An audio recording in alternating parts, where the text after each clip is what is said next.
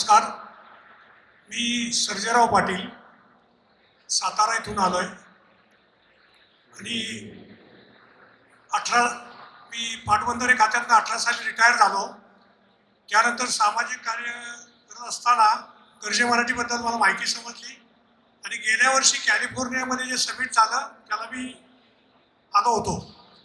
तिथे एक स्टँडी लावलेली होती की उपक्रमात सामील व्हा. 4-5 उपक्रम होते, त्याच्यामध्ये एक मी आणि माझा जिल्हा नावाचा उपक्रम होता. मी गानू सरांना जाऊन भेटलो आणि विनंती केली की सर मला या उपक्रमात सामील व्हायचं आहे. तर ते म्हणले चांगली गोष्ट आहे, तू सामील होऊ शकतोस. तर मग काम काय करू? तर ते म्हणले तूच ठरवायचं आहे, तूच करायचं आहे. गर्जे मराठीचं ब्युटी काय आहे की तुम्ही सेल्फ इनिशिएटिव्हनं करायचं आहे. मग ही मला संधी मिळाल्यानंतर मी माघारी सातारला गेल्यानंतर पहिलं माझ्या लक्षात आलं की गर्जे मराठी एवढा मोठा मासिव ग्लोबल प्लॅटफॉर्म आहे, परंतु जिल्ह्याला माहीत पडला पाहिजे. कारण जोपर्यंत महाराष्ट्रातल्या प्रत्येक गावात गर्जे मराठी माहीत पडत नाही तोपर्यंत त्या गावातला माणूस ही संधी घेऊ शकणार नाही. मग सगळ्यात मोठं टूल कुठलं आहे तर बचत गट. प्रत्येक गावामध्ये 10 बचत गट आहेत. मग सगळ्यात पहिला उपक्रम घेतला. नाफारी नावाची संस्था आहे, त्याचा MOU आहे गर्जे मराठी बरोबर आणि तिकडे काही फंड शिल्लक होते 7-8 लाख रुपये. मी गर्जे नाफारीच्या लोकांना कॉन्टॅक्ट केला. त्यांना म्हटलं महिला सबलीकरणाचं काम आपण घेऊ शकतो, त्यांना ट्रेनिंग देऊ शकतो फूड प्रॉडक्टचं. त्यांनी आनंदानं परवानगी दिली आणि आम्ही सातारा जिल्ह्यामध्ये 6 ठिकाणी 350 महिला, प्रत्येकाच्या साधारणपणे 50-60 महिला होत्या. 350 महिला बचत गटाच्या प्रमुख होत्या. 350 महिलांना आम्ही ट्रेनिंग दिलं. म्हणजे 350 बचत गटाला थोडक्यात सांगायचं म्हणजे 250 ते 300 गावामध्ये सातारा जिल्ह्यातल्या आज गर्जे मराठी लोकांना माहीत आहे. एक्सटेन्शन ही फार महत्त्वाची गोष्ट आहे, कारण जोपर्यंत अखंड महाराष्ट्रातल्या प्रत्येक गावात, महाराष्ट्रामध्ये 30,000 गावं आहेत, प्रत्येक गावात जोपर्यंत गर्जे मराठी माहीत होत नाही आणि त्यातली एक बचत गटाची प्रमुख महिला हे स्वप्न बघत नाही की माझा मुलगा मुलगी काहीतरी जाऊन अमेरिकेत शिकेल, युरोपमध्ये शिकेल, हे आपलं उद्दिष्ट साध्य होणार नाही. तर त्या दिशेला मी पहिला हा जो उपक्रम घेतला महिला सबलीकरणाचा. त्यानंतर दुसरा सातारा जिल्हा म्हणजे लेक डिस्ट्रिक्ट ऑफ महाराष्ट्र आहे. भरपूर धरणं आहेत, तळी आहेत.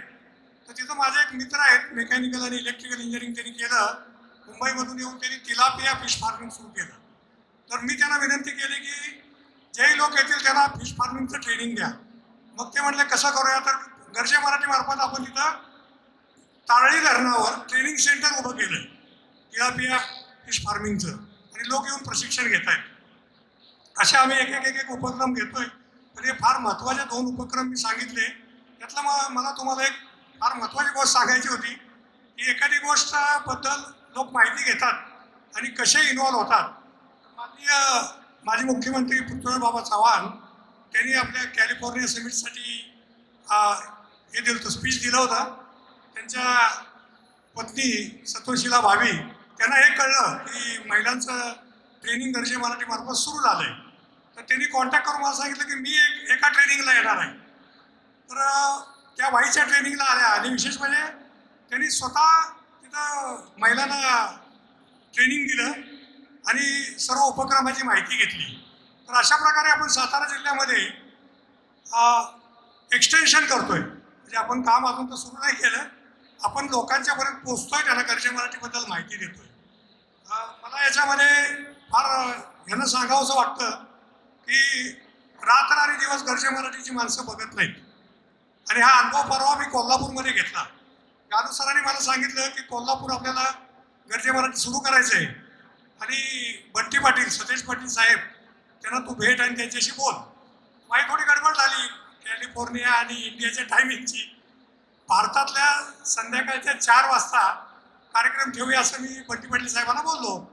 आणि मग मी दापके साहेबांना फोन केला, गानू सरांना फोन केला आणि मग लक्षात आलं तिथं की अरे इथं कॅलिफोर्निया येथे न्यूयॉर्कचे 3:30 वाजले असतील पहाटेचे. परंतु गानू सर म्हटले नाही तू त्याचा काय रात्रंदिवसाचा विचार करू नको, मी ऑनलाईन येतोय. मग 4 वाजता तिथं कार्यक्रम सुरू झाल्यावर स्वतः गानू सर 3 वाजता उठले.